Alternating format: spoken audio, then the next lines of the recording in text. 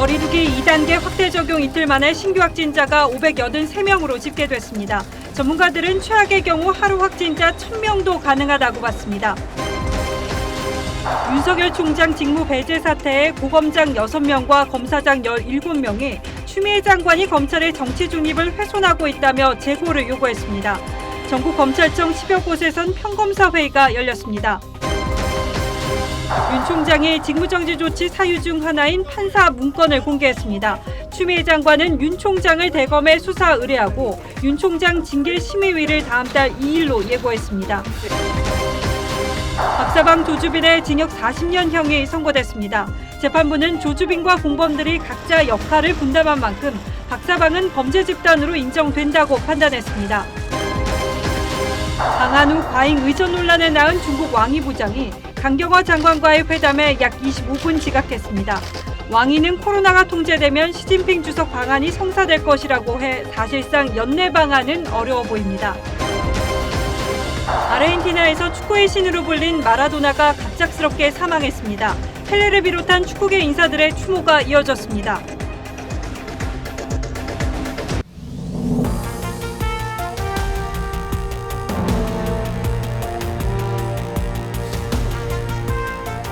안녕하십니까. 뉴스9의 신동욱입니다. 오늘 코로나19 신규 확진자 수로 깜짝 놀랄 숫자가 발표됐습니다. 583명. 대구 신천지 사태 이후 이렇게 많은 숫자는 처음입니다. 하지만 이게 끝이 아닙니다. 앞으로 다음 달 초까지 매일 400에서 600명까지 신규 확진자가 나올 것 같다고 방역당국은 예상했습니다. 여기서 통제가 된다면 그나마 다행인데 연말 우리 주변 풍경이 어떻게 변할지 정말 걱정스럽습니다. 황병준 기자의 보도로 뉴스9 시작하겠습니다. 신규 확진자 583명은 대구 신천지교회 관련 집단 감염이 발생한 지난 3월 6일 이후 최다입니다. 환자의 대다수인 553명은 지역 발생입니다. 전국 17개 모든 시도에서 나왔고 수도권에서만 400명이 넘었습니다. 전국적으로 다수의 감염원이 동시에 나타나고 있는 상황이며 음식점, 학교, 사우나, 교회, 군부대 등 전파원도 다양합니다. 활동성이 강한 40대 이하 젊은 층 환자가 많아 지난 1, 2차 유행 때보다 확산 위험이 더 높습니다. 실제 거리두기가 1.5단계로 격상된 지난 주말 수도권 이동량은 2주 전보다 10% 감소하긴 했지만 2차 유행 때인 8월 말과 비교하면 28% 많습니다. 방역당국은 다음 달 초까지 매일 환자가 400에서 600명까지 나올 수 있다고 봤습니다. 전문가들은 조용한 전파자가 이미 전국에 퍼져 확진자가 1,000명 이상 나올 수 있다며 전국 단위로 거리두기 격상을 해야 한다고 지적합니다. 유행을 완전히 좀 더 강하게 통제해 나가겠다고 목표를 세운다면 당연히 더 높여야 하는 게 맞고요. 적용도 전국적으로 바꾸는 게 필요하겠죠.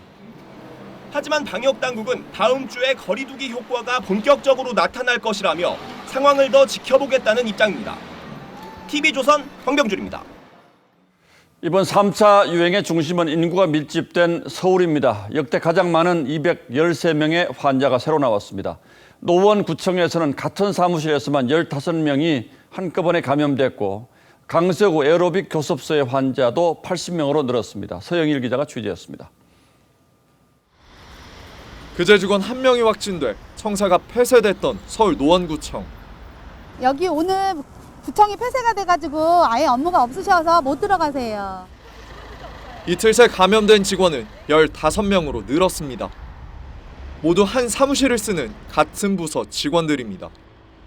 해당 사무실은 창문이 2-3개 등으로 환기가 어려운 환경이었으며 최초 확진자는 동료들과 함께 근무 후 식사 모임을 한 것으로 확인돼.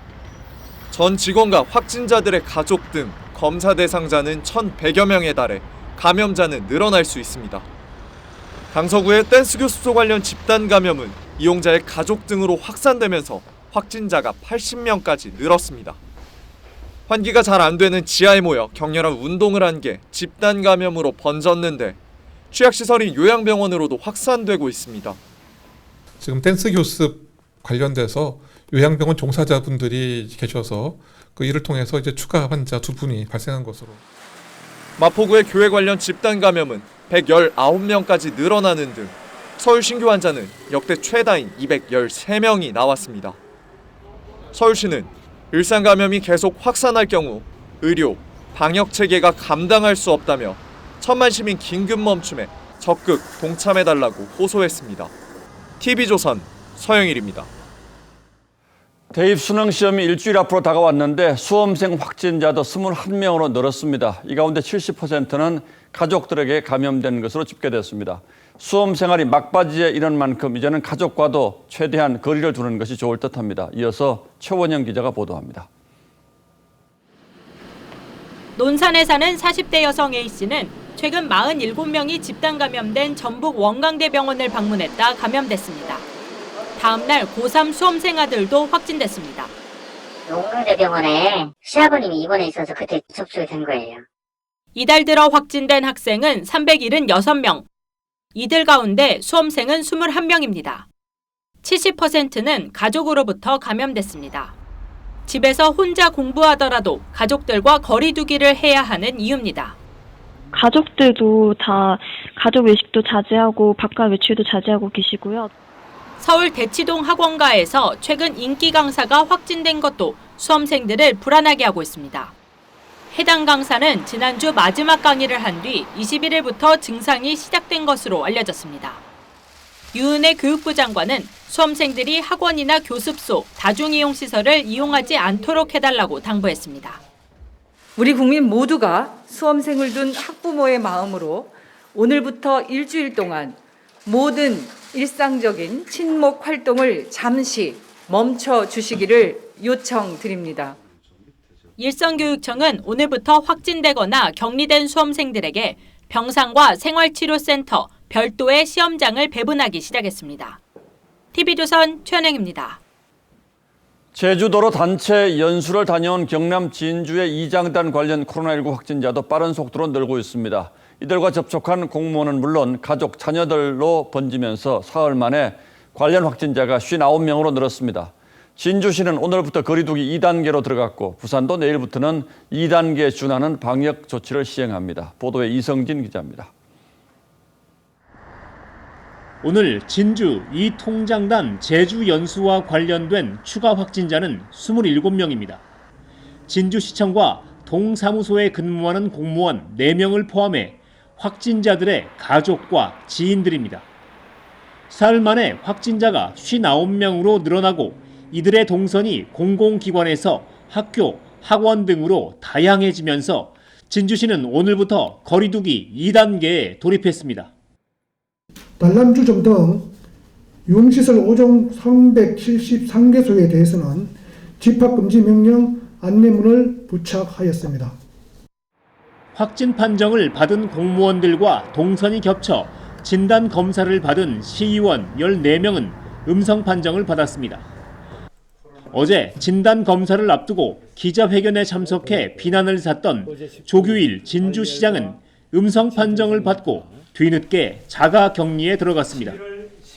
진주에 이어 창원과 김해, 양산에서도 확진자가 속출하면서 경상남도는 사회적 거리두기를 1.5단계로 격상했습니다.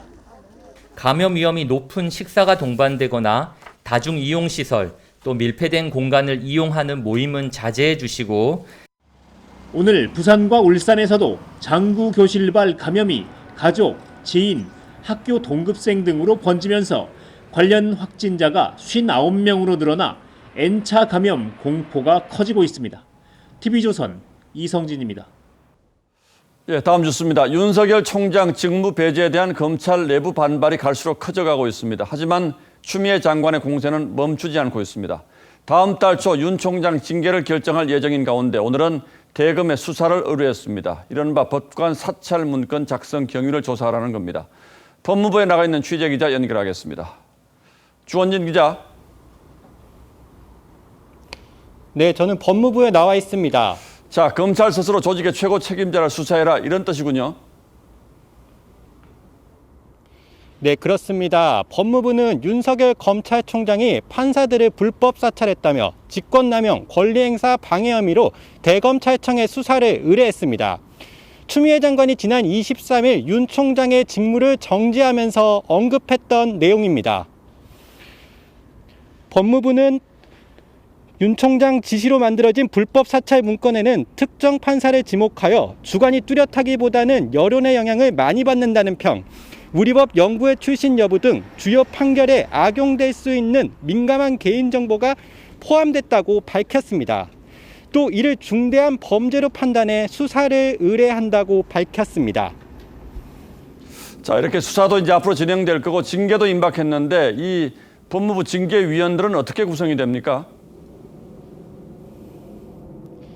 네, 규정상 징계인은 추미애 장관, 고기영 차관, 외부 인원 5명으로 구성됩니다. 외부 인원은 검사 2명, 변호사 1명, 법학교수 1명, 학식이 풍부한 인상 1명으로 구성되는데 이들 모두 추 장관이 직접 임명할 수 있어 윤 총장에게는 유리하지 않다는 게 중론입니다. 징계위원회는 다수결 방식으로 해임, 면직 등 징계 수위를 결정합니다. 추 장관은 징계를 청구한 당사자라 표결에 참석하지는 못합니다. 법조계에서는 징계의 결과가 당일 나올 것으로 보고 있는데요. 윤 총장이 낸 집행정지 소송보다 결과가 일찍 나올 수 있는 셈입니다. 이 때문에 징계위의 결정이 법원 판결에 영향을 끼칠지도 관심입니다. 윤 총장은 징계위에 본인이 직접 출석하는 것도 검토 중입니다. 추 장관은 오늘 국회에서 열린 공수처장 후보 추천위 회의에 참석했는데요. 윤 총장의 집행정지 신청이나 일선 검사들의 반발 움직임 등에 대한 기자들의 질문에 아무런 답을 하지 않았습니다. 지금까지 법무부에서 TV조선 주원진입니다. 예, 주원진 기자가 전해온 것처럼 추미애 장관이 이른바 판사 사찰 문건과 관련해서 윤석열 총장을 수사하라는 지시를 내렸는데 이에 앞서 대검은 이 문건을 공개했습니다. 판사들의 뒤를 캐서 작성한 사찰 문건인지 아니면 일종의 재판 준비 문건인지 국민들에게 판단을 맡기자는 뜻으로 보입니다. 그렇다면 추 장관은 문건의 어떤 부분을 문제 삼고 있는지 이채연 기자가 자세히 살펴봤습니다. 윤석열 총장 측은 오늘 추미애 법무부 장관이 내린 직무배제 처분을 취소해달라고 서울행정법원에 소송을 제기했습니다. 그러면서 이른바 판사 문건도 공개했습니다. 9쪽 분량의 재판부 분석 문건에는 주요 재판 주심, 배석 판사들의 출신 학교와 주요 판결, 세평, 인맥 등이 정리돼 있습니다.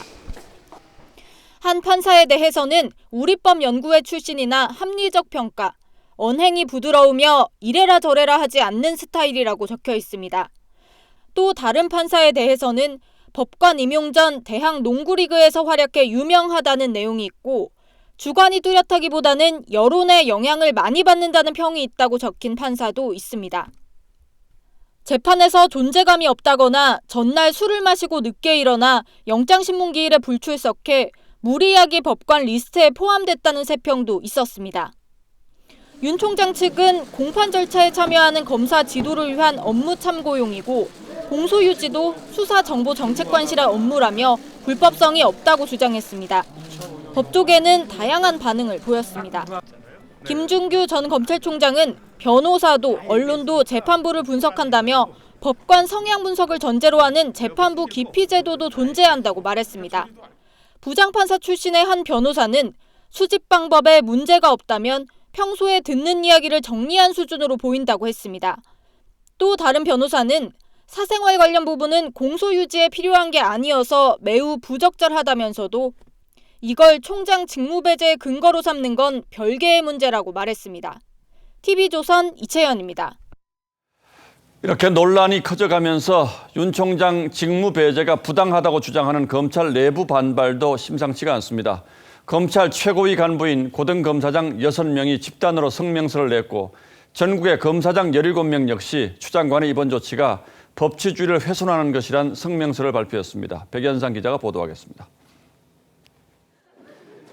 전국 일선 고등검사장 6명이 오늘 검찰 내부망에 올린 글입니다. 추미애 장관의 검찰총장에 대한 수사지휘권 행사부터 직무집행정지에 이르는 조치들은 검찰의 중립을 훼손한 우려가 있다고 지적했습니다. 또 장관의 총장에 대한 민주적 통제는 신중함과 절제가 요구되어야 한다며 추 장관의 조치가 이를 충족했는지 회의적이라고 비판했습니다. 그러면서 현재 상황과 조치에 대한 냉철하고 객관적인 평가와 판단 제고를 간곡히 건의드린다고 했습니다. 오늘 성명에는 전국 고검장 9명 가운데 조상철 서울고검장과 강남일 대전고검장, 장영수 대구고검장, 박성진 부산고검장, 구본선 광주고검장, 오인서 수원고검장이 참여했습니다. 이두봉 대전지검장 등 전국 검사장 17명도 성명서를 내고 검찰총장에 대한 징계 청구와 직무정지 조치는 법적 절차와 내용에 있어 무리하다고 비판했습니다. 특히 검찰의 정치적 중립과 법치주의를 훼손하는 것이라고 고검장들의 비판에 동조했습니다.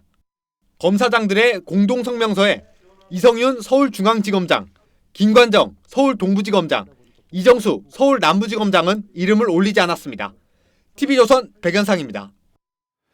일선 검사들의 반발도 갈수록 거세지고 있습니다. 채널A 사건의 수사 지휘 실무를 담당했던 부장검사는 나도 징계하라면서 윤 총장에 대한 추미애 장관의 징계 청구 사유를 정면으로 반박했습니다. 지방검찰청의 평검사들도 연이어 회의를 열고 윤 총장에 대한 추 장관의 조치가 부당하다는 공동 입장문을 발표하고 있습니다. 계속해서 장윤정 기자가 보도합니다. 저 또한 징계를 해주시기 바랍니다. 박영진 울산지검 형사 2부장이 오늘 오전 검찰 내부망에 올린 글입니다. 박 부장검사는 대검 형사 1과장으로 있으면서 채널A 사건 수사를 지휘했던 실무 책임자입니다. 박 부장검사는 채널A 사건과 관련해 추 장관이 제기한 윤 총장에 대한 징계 사유는 검사로서의 양심을 걸고 징계 혐의가 성립하지 않는다며 윤 총장의 전문 수사자문단 소집 지시를 충실히 이행한 저 또한 부당한 지휘 감독권 남용의 조력자인 셈이니 저 또한 징계를 해달라고 했습니다. 일선 검찰청의 평검사들도 추 장관의 조치에 반발했습니다. 추 장관 아들 관련 수사를 맡아 무혐의 처리한 동부지검 소속 평검사들은 사실관계가 충분히 확인되지 않은 상태에서 징계 청구와 직무배제 명령은 법치주의를 훼손하는 조치라고 비판했습니다. 광주지검 평검사들은 검찰총장에 대한 이번 조치는 검찰을 정치 권력에 예속시키려는 시도라고 지적했고 대전지검과 대구지검, 춘천지검 평검사들도 윤 총장에 대한 직무배제 조치는 재고해야 한다며 추 장관에 대한 반대 입장을 냈습니다. TV조선 장윤정입니다. 반발은 검찰뿐 아니라 법무부로도 번지고 있습니다. 법무부가 발표한 일정상 윤 총장에 대한 징계가 결정되고 나서 외부 감찰위원회를 소집하도록 되어 있는데 이 절차가 부당하다고 법무부 감찰위원회에 민간위원들이 반발하고 나섰습니다. 추 장관의 윤석열 쳐내기 속도전이 여기저기서 파열음을 내고 있습니다. 이 소식은 변재영 기자가 보도하겠습니다. 법무부는 외부 감찰위원을 포함해 13명 이내로 구성된 감찰위원회를 운영하고 있습니다. 외부 감찰위는 당초 내일 열릴 예정이었지만 법무부가 코로나19 등을 이유로 다음 달 10일로 일정을 연기했습니다. 그런데 윤석열 검찰총장에 대한 징계위원회는 다음 달 2일에 열립니다. 지금 일정대로라면 감찰위원회는 윤 총장 징계가 결정된 이후에나 열리게 됩니다.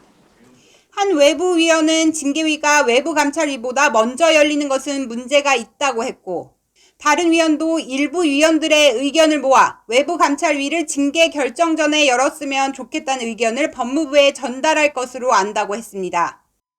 하지만 추 장관이 지난 2일 중요사안 감찰에 대해 외부 감찰위원회의 자문을 받아야만 하는 의무 조항을 없애버려 실제 외부 감찰위가 큰 영향을 행사하기 어렵다는 관측도 나옵니다. 이에 대해 법무부는 현재 일정을 조율 중이라고 전했습니다. TV조선 변재영입니다. 자, 그렇다면 이 사태에 대해서 국민들은 어떻게 생각하고 있을까요? 오늘 관련해서 여론조사가 나왔는데 국민의 절반 이상이 추 장관의 윤 총장 직무정지 조치를 잘못된 일이라고 답했습니다. 대한변협도 추 장관이 성급한 조치를 했고 재고해야 한다는 성명서를 냈습니다. 최민식 기자가 보도합니다. 여론조사 기관 리얼미터가 TBS의 의뢰로 실시한 여론조사 결과입니다. 추미애 법무장관이 윤석열 검찰총장을 직무 배제한 것에 대해 응답자의 56.3%는 잘못한 일이라고 답변했습니다. 잘한 일이란 긍정평가는 38.8%였고 잘 모르겠다란 답변은 4.9%였습니다. 평가는 응답자의 정치 성향에 따라 갈렸습니다. 보수 성향이라고 밝힌 응답자 중 76.6%는 잘못한 일이라고 답했지만 진보 성향 응답자 중 71.8%는 잘한 일이라고 응답했습니다. 국민의힘 지지층 94.1%는 잘못한 일이라고 평가했고 더불어민주당 지지층의 83.9%는 잘한 일이라고 응답했습니다. 대한변협은 명백하고 중대한 증거가 제시되지 않은 상태에서 성급하게 검찰총장의 직무집행을 정지시키고 징계를 청구했다며 법무장관 조치에 깊은 우려를 표하며 재고를 촉구한다는 내용의 성명을 냈습니다. 한편 일부 시민단체는 법관 문건 의혹과 관련해 윤석열 총장을 직권남용 등의 혐의로 고발했습니다. TV조선 최민식입니다. 예, 앞서 보신 것처럼 추미애 장관이 윤석열 총장을 직무에서 배제하고 징계 절차에 들어간 것과 관련한 검찰 내부의 반발이 심상치는 않습니다. 물론 그렇다고 다는 아니겠죠. 저희가 전수조사를 할 수는 없습니다만 그래서 좀 세분해서 살펴볼 필요가 있습니다. 그래야만 이 사태가 앞으로 어떻게 진전될지 예상이 가능하기 때문입니다. 법조팀의 김태훈 기자가 나와 있습니다. 자, 김 기자 어서 오십시오. 실제로 검찰 내부에서 취재를 하다 보면 반발하는 쪽의 목소리가 아무래도 좀 더 크게 들리기 마련인데 실제로 반발 기류가 그렇게 큽니까? 네, 그렇습니다. 이 검사들의 이 실명 연판장이 본물처럼 쏟아져 나오고 있습니다. 예. 이 고검장부터 평검사까지 대다수의 검사들이 이 서열과 관계없이 한 목소리를 내고 있는 겁니다. 자, 오늘은 특히 이제 고검장, 지검장들이 성명서를 냈다는 게 대단히 중요한 뉴스로 이제 다뤄져 있는데 그렇다고 해서 모든 고검장, 지검장들이 이 연판장에 다 서명한 건 아니죠? 네, 그렇습니다. 이 눈여겨봐야 할 것은 이 전국 일선 검사자들의 성명서입니다. 이성윤 서울중앙지검장, 이정수 서울남부지검장, 김관정 서울동부지검장 등 서울 5개 지방검찰청 가운데 이 절반이 넘는 3곳의 검사장은 서명을 하지 않았습니다. 그러니까 전국에서 17명의 지검장들이 서명을 했는데 이제 서울에서는 3곳에서는 서명을 하지 않았다 이런 얘기죠. 그리고 또 하나 물어볼 게 이 서명을 지검장이 하지 않았다고 해서 이게 일반 검사들의 생각과는 이제 다를 수 있는 거죠? 네, 그렇습니다. 이들 검사장들이 서명을 하지 않은 사실을 알게 된 평검사들은 즉시 반발하면서 이 서울 동부지검과 서울중앙지검에서는 이 성명서를 따로 발표하기도 했습니다. 네. 알겠습니다. 그리고 혹시 이성윤 중앙지검장, 이정수 남부지검장, 김관정 동부지검장 서명 안 한 이유를 취재를 해봤습니까? 네, 제가 직접 이 3명 모두에게 취재를 해봤는데요. 예. 이 대부분 따로 입장이 없다고 전해왔습니다. 다만 미루어 짐작할 수 있는 부분은 좀 있는데요. 예. 이성윤 지검장의 경우 채널A 사건과 조국 전 장관 사건 등을 처리 과정을 두고 이 사사건건 윤 총장과 마찰을 일으켜온 바 있습니다. 이 김관정 지검장의 경우도 채널A 사건 처리 과정서, 윤 총장, 그리고 대검 실무진과 갈등을 빚는 등 이성윤 지검장, 심재철 검찰국장과 함께 추 장관의 측근으로 분류되는 인사입니다. 이정수 남부지검장은 추 장관의 직접적 지시에 따라 대검 기조부장에서 남부지검장으로 얼마 전 바로 이동을 했는데 현재 라임 사건 수사를 지휘하고 있습니다. 이 감찰 사유 중 한 건의 수사를 직접 담당하고 있어서 이 부담감을 좀 느낀 것으로 풀이됩니다. 자, 그러니까 추 장관 쪽에 서 있는 지검장들이 이제 서명을 안 했는데 이 사람들이 공교롭게도 서울의 중요한 지검장으로 있다 이제 이렇게 봐야 될 텐데 자, 이런 성명서는 아니지만 검사 개인 명의의 지금 뭐 글들도 많이 올라오고 있다면서요. 네, 그렇습니다. 이렇게 정제되고 절제된 성명서에 비해 보다 직접적으로 추 장관을 비판하는 개인 명의의 게시글도 계속 늘어나고 있습니다. 이 채널A 사건을 직접 지휘했던 박영진 울산지검 부장검사는 현 정권과 장관이 말하는 검찰개혁의 진정성은 쓰레기통에 처박힌 지 이미 오래되었다고 비판했고요. 예. 정태원 부장검사는 대법원 판례 등을 언급하면서 직무집행 정지 처분은 법적으로 철회가 가능하니 지금이라도 처분을 재고해달라고 적었습니다. 예. 특히 정 부장검사는 윤석열 총장과 관련한 감찰 업무를 담당하는 대검찰청 감찰 3과 팀장인데요. 이 같은 의견을 내부적으로 표명하면서 현재 업무서 배제된 것으로 알려졌습니다. 어제 실시한 대검 수사정보 담당관실을 압수수색한 이 압수수색에서도 정 팀장은 참여하지 않은 것으로 전해졌습니다. 자, 이렇게 되면 이제 앞으로 있을 인사에서 이번 추 장관에게 반기를 든 검사들이 불이익을 실제로 당할 가능성도 있겠군요. 네, 그럴 가능성도 충분히 있습니다. 추미애 법무장관은 모든 검사들의 인사권을 쥐고 있습니다. 법무부나 정권을 강하게 비판한 검사들을 좌천시킬 수도 있다는 뜻인데요. 이 조국 전 장관을 기소해야 한다고 강하게 주장했던 양석조 전 대검 선임연구관 등이 직후 인사서 한직으로 밀려난 것이 이 좋은 예시라고 볼 수 있습니다. 또 윤 총장 사례에서 볼 수 있듯이 이 감찰권을 발동할 수도 있습니다. 자, 상황은 심각한 것 같은데 어쨌든 추미애 장관은 나의 길을 가겠다 이런 의지를 지금 분명히 하고 있잖아요. 검사들이 이렇게 반발하는 게 뭐 실제적으로 어떤 효력이 있을까요? 네, 말씀하신 것처럼 이 연판장에 서명을 한다는 행위 자체가 이 추 장관에게 직접적인 영향을 미치지는 않습니다. 대부분의 성명서가 간곡히 부탁드린다라고 끝나는 이유기도 합니다. 또한 검사들은 이 역사를 언급하고 있는데요. 조선시대 폭거에 저항한 선비들이 목숨을 내던진 사건들을 우리가 사화라고 기억하듯이 역사가 이번 사태를 잊지 않도록 기록을 남기겠다는 의도로 보입니다. 검사들이 집단 항명하면 사표 받으면 된다고 했던 조국 전 장관의 말이 이런 상황을 예견하는 것 아닌가라는 생각이 들어서 좀 씁쓸하긴 합니다. 김태훈 기자 잘 들었습니다. 관련해서 여야는 국정조사를 둘러싸고 신경전을 벌이고 있습니다. 먼저 치고 나온 건 민주당이었습니다. 자가격리 중인 이낙연 대표가 어제 윤석열 국정조사를 검토하라고 지시하자 야당은 여기에 추미애 국정조사까지 함께 실시하자고 맞받았습니다. 그러자 여권이 오늘은 오히려 뒤로 한 발 물러섰습니다. 국정조사를 둘러싼 여야의 속내는 최지원 기자가 취재했습니다. 윤석열 검찰총장에 대한 국정조사를 추진하자는 민주당 이낙연 대표의 제안에 국민의힘은 추미애 법무장관까지 함께 조사하자고 했습니다. 묻고 더블로 가라는 전략이 있습니다. 추미애 법무부 장관에 대한 국정조사도 피해갈 수가 없습니다. 하태경 의원은 더 나아가 윤 총장 단독 국정조사도 분리할 게 없다고 했습니다. 국정조사라는 게 야단 맞는 그런 곳이라는 인식도 있지만 원래는 결백을 입증할 수 있는 자리이기도 해요. 하지만 민주당은 법무부의 징계 결정 뒤에 국정조사 여부를 결정해야 한다며 오히려 속도 조절에 나섰습니다.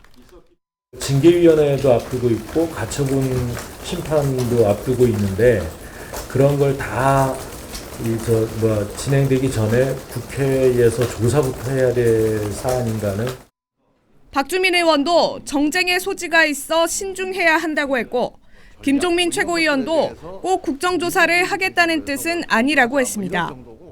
국정조사가 어떤 걸 하겠다 이렇게 이제 판단한 건 아니고 그런 정도의 심각한 문제라고 하는 걸 강조하기 위해서 윤 총장에게 섣불리 공식 해명 기회를 줄 경우 여론이 더 불리해질 수 있다는 판단에 친문 진영이 제동을 건 것 아니냐는 해석이 나왔습니다. 일각에선 지지층 결집을 기대한 이 대표가 야당에 반격의 빌미를 주었다고 지적했습니다. 이에 대해 이 대표 측은 처음부터 징계위 결정을 지켜본 뒤 검토하자는 뜻이었다고 해명했습니다. TV조선 최지원입니다. 야당은 이틀째 추 장관과 윤 총장을 국회로 부르자며 법사위 회의를 소집했습니다. 하지만 윤호중 법사위원장이 막았으며 어제에 이어 또다시 무산됐습니다. 이 과정에서 윤호중 위원장이 야당 간사 교체를 요구하면서 서로 간에 목소리가 커지기도 했습니다. 이 상황은 이채림 기자가 지켜봤습니다. 야당의 요구로 이틀째 소집된 법사위 전체 회의도 50분 만에 종료됐습니다. 더 이상 회의가 어려우므로 사퇴를 선포합니다. 솔직하게 이야기하세요. 야당은 윤 위원장이 윤 총장 출석 요구서 전달을 막았다고 주장했고 윤 위원장은 직무 정지된 검찰총장이 국회에 출석하는 것은 직무를 회복시키는 거라며 그럴 권한이 없다고 했습니다. 김도욱 간사를 사보임해 주셨으면 좋겠습니다. 공식 요청을 드리는 겁니다. 법사위원장이 야당 간사 직무도 정지시키려고 합니까? 예? 왜 남의 당에 감나라 배나라 그럽니까? 여기에 윤 위원장이 김도욱 간사의 보좌진까지 비판한 사실이 알려지면서 감정은 더 격해졌습니다. 우리 방 식구들도 다 인권이고 인격이 있어요. 예? 저 그렇게 말씀하신 게 사실입니까? 네, 사실입니다. 사과할 일 아닙니다. 윤 위원장은 공수처법 개정안 처리를 윤 총장 출석의 조건으로 내걸었지만 야당은 수용 불가하다고 했습니다. 이게 지금 딜할 상황입니까? 윤 위원장은 또 신문기자 출신인 조수진 의원이 자신이 한 말을 왜곡해 전달했다며 거친 표현을 쓰기도 했습니다. 그 양반이 이 찌라시 만들 때 버릇이 나온 것 같아서 좀 유감스럽네요. 야당은 조 의원과 동아일보를 함께 다닌 이낙연 대표와 윤영찬 의원도 지라시 출신이란 거냐고 비판했습니다. TV조선 이채림입니다. 국민의힘은 오히려 추미애 장관의 직무 배제를 요구했습니다. 그리고 회의실 배경 문구를 7년 전 문재인 대통령의 트윗글로 바꿨습니다. 지금 제 뒤로 보시는 바로 이 문구입니다. 독하게 매듭 짓는군요. 무섭습니다. 이건 무슨 뜻일까요? 박경준 기자가 설명하겠습니다. 김종인 비대위원장은 국가 권력기관이 관장찬 정권 인사들의 일상화된 직권남용으로 좌지우지된다며 추미애 장관을 작심 비판했습니다. 정치 평양의 법무장관이 사실상 검찰 조직을 무력화하면서 법치 질서 문란의 중심에 서 있다는 국민의 분노가 쏟아지고 있는 겁니다. 그러면서 오히려 추 장관의 직무 배제를 주장했습니다. 윤 총장이 아니라 오히려 추 장관을 직무 배제시키고 해임해야 합니다. 국민의힘은 비대위 회의에 앞서 우리 윤 총장님으로 시작하는 문재인 대통령의 임명장 수여식 발언을 함께 시청했습니다. 우리 기수했다면 그 점에 대해서는 정말 이렇게 엄정한 그런 자세로 이렇게 임해 주시기를 바라고요. 회의장 배경막에는 결국 끝내 독하게 매듭을 짓는군요. 무섭습니다라는 문 대통령의 과거 SNS 글을 내걸었습니다. 7년 전 최동욱 전 검찰총장이 혼외자 논란으로 물러났을 때 국회의원이던 문 대통령이 청와대를 비판하며 쓴 겁니다. 우리 국민들이 결국 끝내 독하게 매듭을 지어서 대통령을 무섭게 생각하는 그런 일이 생기지 않도록. 안철수 국민의당 대표는 추 장관과 문 대통령을 빗대 문제는 팥쥐가 아닌 팥쥐 엄마라고 지적했습니다. TV조선 박경준입니다. 코로나 관련 소식 좀 더 짚어보겠습니다. 이 경기 연천 군부대 집단 감염 확진자가 70명으로 늘었습니다. 부대 입소 전 전원 코로나 검사를 했는데도 확진이 이어진 터라 이 감염 경로 파악에 난항을 겪고 있습니다. 결국 국방부는 전 부대 외출 휴가 중지를 결정했는데 강원도 철원과 국방부 등 이달 들어서 군부대 집단 감염이 계속된 데 따른 것으로 파악됩니다. 송민선 기자입니다. 방역복을 입은 역학조사관들이 부대 안을 분주히 돌아다닙니다. 어제 훈련병 1명이 양성 판정을 받자 군과 방역당국은 장병 1,100명 전체를 검사했습니다. 그 결과 지금까지 간부 4명과 훈련병 66명 등 확진자는 70명까지 늘었습니다. 처음 확진된 훈련병은 입소 뒤에 증상이 나타나 재검사를 받았습니다. 입대 전 혈액 채취 등 다른 장병들과 함께 시행한 취합검사에선 음성이 나왔습니다. 현재까지 어떤 정확도에 대한 문제는 없는 것으로 확인을 하고 있고 지난 22일엔 강원도 철원 부대에서 30여 명이 확진됐지만 감염 경로는 파악되지 않았습니다. 국군복지단과 공군부대 등 이달 들어서만 5건의 군부대 집단 감염이 잇따르자 국방부는 모든 부대에 거리두기 2.5단계 격상을 발령했습니다. 전 장병의 휴가와 외출이 잠정 중지되고 간부들의 사적 모임과 회식은 연기 또는 취소하도록 하였습니다. 방역당국은 장병들의 경우 젊고 건강해 무증상자가 많다면서 집단 감염 차단을 위한 방역수칙 보완을 검토하겠다고 밝혔습니다. TV조선 송민선입니다. 감염 경로 파악에 이렇게 난항이 이어지는데 일부 젊은이는 어떻게든 일상과 유흥을 즐기겠다는 모습이어서 씁쓸한 뒷맛을 남깁니다. 2단계 격상으로 유흥시설이 아예 문을 닫아버리자 숙박시설이나 따로 공간을 빌려서 밤새 놀 수 있는 이른바 파티룸을 찾고 있는 건데요. 실제로 거리두기 격상 뒤에 오히려 예약이 늘었다고 합니다. 감염 우려는 없는지 윤재민 기자가 취재했습니다. 거리두기 2단계 격상으로 유흥업소마다 불이 꺼졌던 지난 24일 밤 12시. 젊은 남녀들이 술을 사들고 상가 안으로 들어갑니다. 늦은 시간까지 함께 모여 먹고 마실 수 있는 파티룸 예약자들입니다. 파티룸은 숙박업소와 달리 공간을 대여해주는 서비스 업종으로 분류돼 별도 신고 없이도 자유롭게 영업할 수 있습니다. 별도 방역 지침도 없어 인원이나 영업시간 규제 대상도 아닙니다. 이 때문에 코로나 통금을 피해 모임을 가지려는 청년층 수요가 최근 부쩍 늘었습니다. 토요일은 다 꽉 찼고요. 금요일은 이제 있는 데도 있고 없는 데도 있고, 이게 웃긴 게 인상객점 예약이 더 많아요. 업소 측은 소독 등 방역 조치가 철저히 이뤄지고 있다고 설명했지만 실내에서 밀접 접촉이 이뤄지다 보니 감염 우려도 제기됩니다. 애들끼리 놀고는 싶어서 파티룸을 잡고 맛있는 것도 먹고 마스크 벗으면서 얼굴 보면서 얘기하고 싶어서. 서울시는 파티룸도 4제곱미터당 1명으로 수용 인원이 제한되는 멀티방처럼 방역 규제 대상에 포함시키는 방안을 검토 중이라고 했습니다. TV조선 윤재민입니다. 분명 이번은 앞선 1, 2차 유행보다 더 심각합니다. 때문에 일부 전문가는 지금 당장 거리 두기를 격상하지 않는다고 하더라도 10인 이상 모임 금지 등 대응 조치는 미리 적용하는 게 어떠냐면서 방역의 필요성을 강조합니다. 경제가 우려된다면 방역 조치라도 확실히 하자는 거죠. 이 위기를 맞은 K방역에 포커스를 맞췄습니다. 지난 일주일 새 119명의 확진자가 나온 서울 마포의 교회. 회사에 이제 파티를 붙이더라고요. 코로나19로 인해서 폐쇄합니다. 서초구 소재 아파트 사우나 두 곳에서도 100명 넘게 확진자가 쏟아졌죠. 용인 키즈 카페와 인천 유흥주점, 서울 동대문구 학교 등 전국 곳곳에서 수십 명씩 집단 감염이 터져나왔습니다.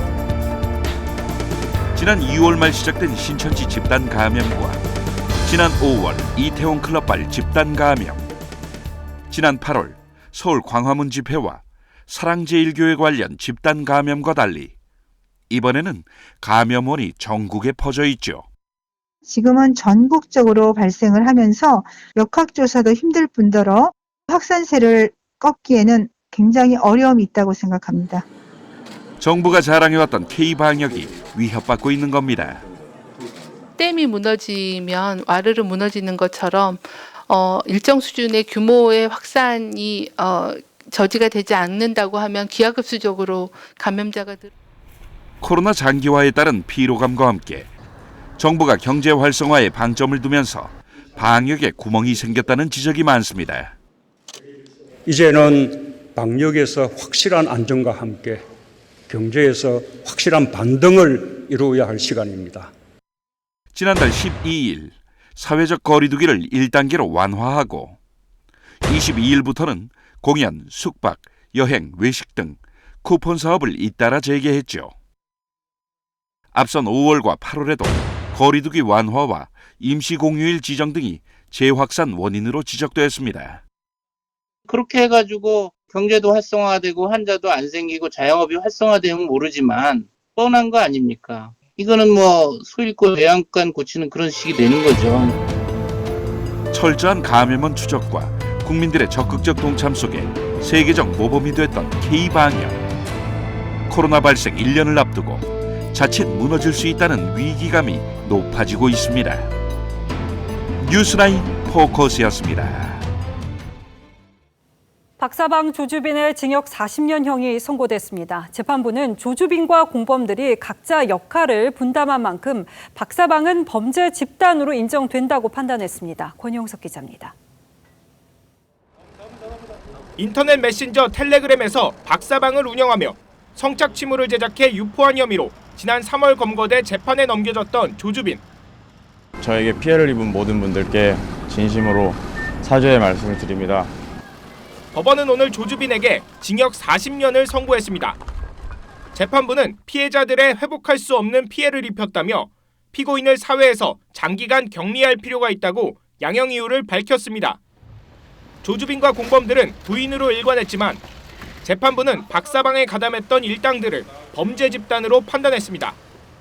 박사방 구성원들이 성착취물을 제작하고 유포한다는 사실을 인식했고 오로지 그 범행을 목적으로만 구성돼 각자 부여받은 역할을 수행했다는 이유에서입니다.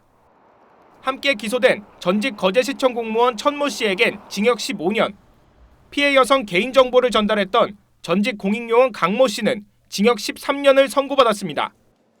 조주빈과 함께 손석희 JTBC 사장을 속여 1,800만 원을 받아낸 혐의로 기소됐던 김모 씨는 징역 1년 6개월, 이모 씨는 징역 1년 6개월에 집행유예 3년이 선고됐습니다. TV조선 권영석입니다.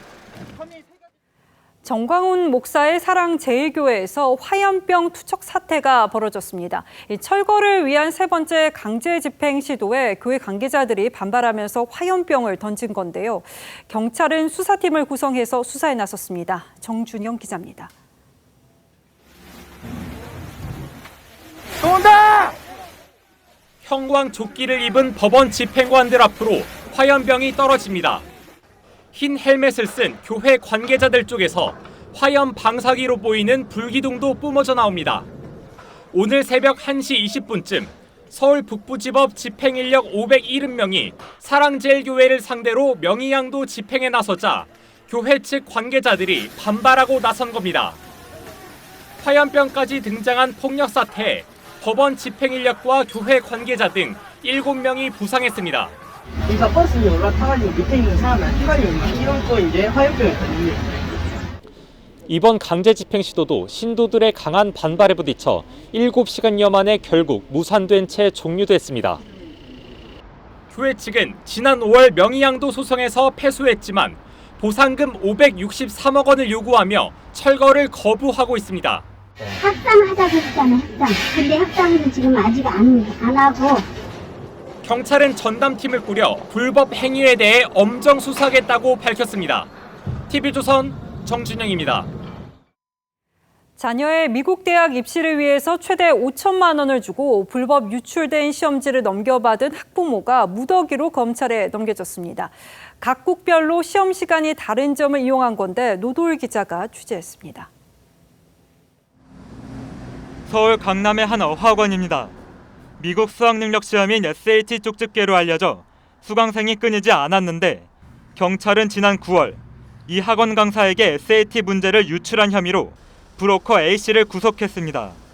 나라가 달라도 같은 날 치러지는 SAT 시험장별 시차를 악용한 겁니다. 시험 시간이 빠른 중국 등지에서 미리 문제를 풀어 시차가 늦은 유럽 쪽 학생에게 정답지를 전송한 것으로 경찰은 파악했습니다. 2014년부터 지난해 말까지 학원 강사를 통해 이 같은 부정행위에 가담한 학부모는 경찰에 적발된 인원만 모두 22명입니다. 이들 학부모는 학원 밖 카페에서 만나 2천만 원에서 최대 5천만 원을 주고 산 다음 자녀에게 답안지를 건넨 혐의를 받고 있습니다. 서울 강남에 거주하는 의사와 사업가 등 재력가가 상당수 포함된 것으로 알려졌습니다. 경찰 관계자는 일부 학부모는 현재 외국에 체류해 조사를 못한 상황이라며 경우에 따라 송치 인원이 늘어날 수도 있다고 했습니다. 경찰은 이들 부모에게 SAT 시험지를 판매한 학원 강사도 조만간 검찰에 송치할 방침입니다. TV조선 노도일입니다. 다음 뉴스입니다. 왕이 중국 외교부장이 어젯밤 방한해서 오늘 강경화 외교장관과 회담을 갖고 문재인 대통령도 예방했습니다. 시진핑 주석이 연내 방한할 수 있겠느냐는 질문에 대해서는 한국의 코로나 상황이 완전히 통제되어야 할 것이라고 했습니다. 사실상 연내 방한은 어렵다는 뜻일 겁니다. 그런데 왕이 부장이 강경화 장관과의 회담 시간에 25분 늦게 도착해 외교 결례 논란이 또 일었습니다. 신원석 기자가 취재했습니다. 강경화 장관과의 회담은 왕이 외교부장의 지각으로 25분 늦게 시작했습니다. 교통사정 때문에 늦었다는데 왕이 부장은 지난해 12월 방한 때도 오찬 행사에 1시간이나 늦었습니다. 왕이 부장은 바이든 정부 출범 이후 한미동맹이 강화될 가능성을 경계했고 강경화 장관은 안정적인 한반도 정세의 중요성만 강조했습니다. 유동적인 한반도 정세를 안정적으로 관리하고 시진핑 주석의 방안에 대해서는 한국 내 코로나가 통제돼야 방한 조건이 된다면서 연내 방안이 어렵다는 뜻을 내비쳤습니다.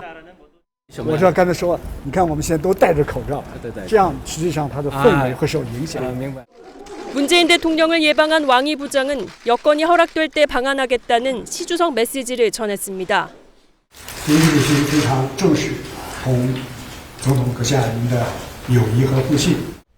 이해찬 전 대표와 만찬을 한 왕이 부장은 내일 문정인 특보 박병석 국회의장 등과도 만납니다. 3년 전 문 대통령의 중국 순방 당시 홀대 논란이 있었는데도 당정청 주요 인사가 왕이 부장을 만난 걸 두고 야당에서는 의전 과잉이란 지적도 나왔습니다. TV조선 신은서입니다. 더불어민주당이 10조 원 정도가 들 것으로 예상되는 부산 가덕도 신공항을 국비로 조속히 완공한다는 특별법을 발의했습니다. 예비 타당성 조사와 각종 인허가 절차를 면제하는 내용도 여기에 담겼습니다. 김해 신공항 관련 논란이 아직 끝나지 않았는데 여당은 가덕도 신공항을 속도전으로 밀어붙이고 있습니다. 황정민 기자입니다. 민주당 의원 136명이 서명한 가덕도 신공항 특별법이 국회에 제출됐습니다. 지난 17일 김해 신공항 검증위가 재검토 의견을 낸 지 9일 만입니다. 오늘은 참 좋은 날입니다. 지난 20년간의 동남권 신공항 논란의 종지부를 찍는 결정적인 날. 특별법엔 동남권 신공항을 부산 가덕도 공항으로 못 받고 2030년 부산 엑스포에 맞춰 조기 완공하기 위해 예비 타당성 조사를 면제한다는 내용 등이 담겼습니다. 예타 조사는 국가재정을 투입하기 전 경제성을 따져보는 절차로 국가재정법에 따라 총 사업비 500억 원 이상, 국비 300억 원 이상이 들어가면 받아야 합니다. 이번 특별법이 통과되면 문재인 정부 들어 예타 절차가 면제된 국책사업 규모는 100조 원에 달하게 됩니다. 이명박 박근혜 정부 때 면제된 사업을 모두 합친 것보다도 10조 원이 넘게 많습니다. 4대강을 만들었던 그분의 토건 정치가 하늘을 뒤집어 퍼 공항을 만드는 토건 정치와 어떻게 다른지 모르겠습니다. 앞서 국민의힘도 비슷한 내용의 특별법을 발의한 만큼 국회 통과는 어렵지 않을 전망이지만 수조 원이 들어갈 국책 사업이 충분한 사업성 검토 없이 이루어질 수 있다는 우려가 나옵니다. TV조선 황정민입니다. 대법원이 지난 5월 민경욱 전 의원이 제기한 4.15 총선 선거 무효 소송과 관련해서 중앙선관위의 서버에 대한 현장 검증에 나서기로 했습니다. 이번 현장 검증에는 중앙선관위 서버 전체와 투표지 분류기 그리고 QR코드 관련 사항도 포함되어 있어서 이른바 부정선거 논란을 잠재울 계기가 될지 아니면 새로운 논란의 시작이 될지 주목됩니다. 고서정 기자가 보도합니다. 21대 총선에서 진 민경욱 전 의원은 사전투표에 전산 조작 등이 있었다며 선거 무효 소송을 제기했습니다. 사전투표 용지, 투표함에서 발견된 일련 번호가 붙어있는 당일 투표지입니다. 이 투표지. 이거는 조작의 증거입니다, 여러분. 그러면서 선관위 서버 조사까지 요구했습니다. 대법원은 원고 측 요구를 받아들여 다음 달 14일 선관위 서버와 사전투표 관련 장비 등에 대해 현장 검증을 실시하기로 했습니다. QR코드 발급과 관련된 사항도 검증에 포함된다고 명시했습니다. 검증 대상물의 상태와 내용을 확인해 이상 유무를 보겠다는 겁니다. 특히 증거 보전과 관련해 몇몇 시민들과 마찰을 빚기도 했던 구리시 선관위의 개수기도 이번 검증에 포함시켰습니다. 대법원은 민 전 의원 측이 전문가 2인을 동반할 수 있도록도 했습니다. 하지만 민 전 의원 변호인 측은 법원이 2시간으로 검증 시간을 한정한 것은 충분한 검증을 어렵게 할 수 있어 시간 등을 늘려달라고 요청했다고 말했습니다. 4.15 총선에서 2,893표 차이로 낙선한 민 전 의원은 지난 5월 7일 선거 결과 무효 소송을 제기했고 소송 지연 논란 끝에 지난 10월 23일 첫 재판이 열리기도 했습니다. TV조선 고서정입니다. 이른바 리미티드 한정판 제품이라고 하면은 소비자 구매욕은 상승하는데요. 최근 한 의류업체가 한정판 옷을 내놔서 유례없는 긴 줄이 늘었었습니다. 그런데 판매된 제품 상당수가 2~3배 가격에 되팔리고 있어서 이게 실수요자의 피해로 이어지는 건 아닌지 생각해 보게 합니다. 이정민 기자가 취재했습니다. 의류 매장 앞 길게 늘어선 줄. 한 의류업체가 출시한 한정판 제품을 사려고 모여든 인파입니다. 일부 매장에서는 문을 연 지 1시간도 지나지 않아 주요 상품이 모두 품절되기도 했습니다. 온라인 중고거래 사이트엔 제품을 되판다는 글이 속속 올라옵니다. 모두 구매가보다 5만 원에서 10만 원가량 비싸게 팝니다. 한 중고거래 사이트엔 관련 게시물만 1,500여 개, 관련 검색만 3배 넘게 뛴 곳도 있습니다. 리셀러가 너무 많아가지고 한 번에는 하나씩만 사실 수 있게끔 안내를 하기는 했거든요. 수량 제한을 뒀지만 가족이나 지인을 동원해 구매한 겁니다. 한 달 안에 환불이 가능해 안 팔려도 그만입니다. 인터넷에서 보고 알았어요. 그렇게 판매? 해가지고 사람들이 해가지고 그렇게 한 거거든요. 리셀러들도 본인의 노력을 통해서 얻은 거고, 그래서 그게 가치가 있으니까 그걸 리셀을 하는 거니까 그것도 인정을 해줘야 되지 않을까.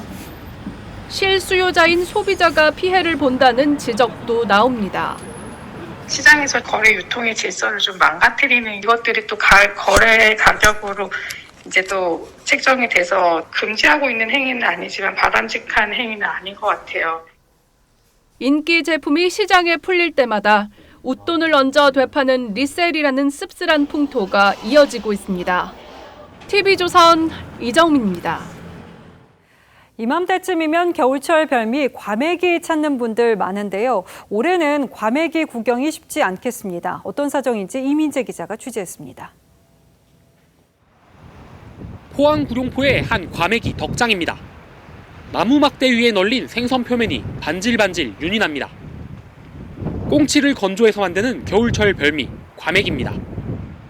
매년 10월 중순이면 과메기 건조 작업을 시작했지만 올해는 12월이 코앞인데도 건조대가 텅 빈 덕장이 많습니다. 어민들은 꽁치 구하기가 힘들어져 과메기 구경하기도 어렵다고 말합니다. 물량이 없어가지고 그 문제는 없어가 그래도 지금 계속 놀다가 안 그래 뭐 지금 한창 좀 하고 있을 텐데 어떻게 재료가 없으니까 어쩔 수 없잖아요. 과메기의 재료인 꽁치는 보통 북태평양에서 잡아오는데 최근 어획량이 줄어 값이 천정부지로 올라갔습니다. 지난해 10kg에 35,000원 하던 꽁치 값은 2배로 올랐고 덩달아 과메기 값도 비싸졌습니다. 꽁치 값이 너무 비싸니까 과메기 값이 비싸잖아요. 작년에는 15,000원씩 했는데 올해는 25,000원. 20마리, 요거 한 줄. 일부 어민들은 꽁치 대신 청어 과메기 생산을 늘리고 있습니다. 꽁치에 대비해서 청어가 지금 10% 혹은 20% 생산하다가 원래는 30% 이상을 청어로 지금 위주로 하고 있습니다. 이번 주 중으로 예정됐던 꽁치 대량 입하가 다음 주로 미뤄지면서 꽁치 과메기 값 안정에는 더 시일이 걸릴 것으로 전망됩니다. TV조선 이민재입니다.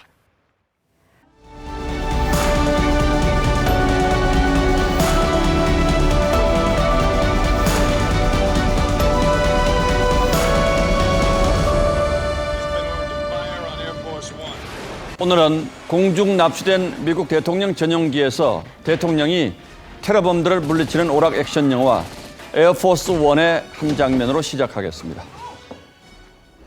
Catherine, we can't give in to their demands. It won't end there. 대통령이 끝까지 모든 것을 책임지고 매듭짓는 자세는 국방장관이 대신한 이 대사에 담겨 있습니다. In the absence of the president, the buck stops here. 여기서 벅은 서부시대 도박꾼들이 딜러 앞에 놓아뒀던 주머니 칼을 가리킵니다. 딜러를 제대로 못하면 책임을 진다는 뜻이죠.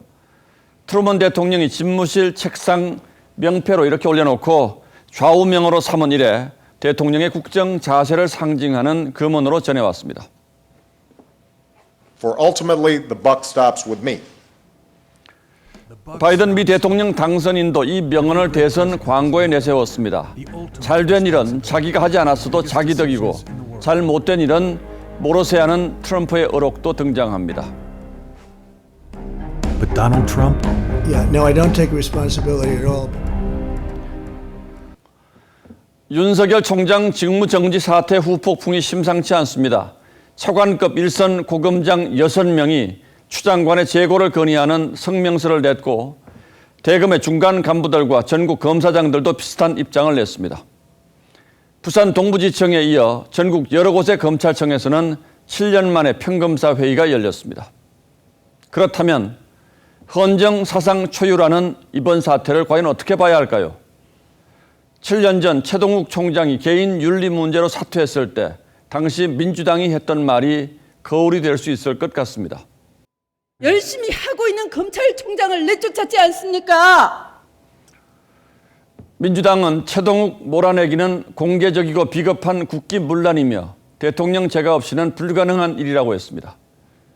법무장관 교체 요구를 청와대가 거부하자 당시 문재인 의원은 민주주의의 밤, 암흑의 터널이라고 했습니다. 그럼 조국 전 장관 글도 돌아보겠습니다.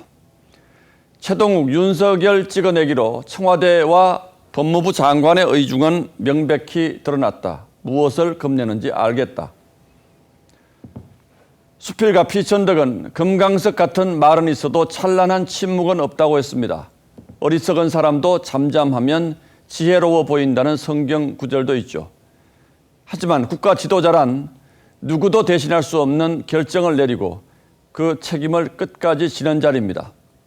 트루먼 대통령은 백악관을 떠나면서도 이렇게 명언을 남겼습니다. 대통령은 책임을 남에게 떠넘길 수 없다. 그것이 대통령의 일이다. 11월 26일 앵커의 시선은 메아쿨파 내 탓이오였습니다.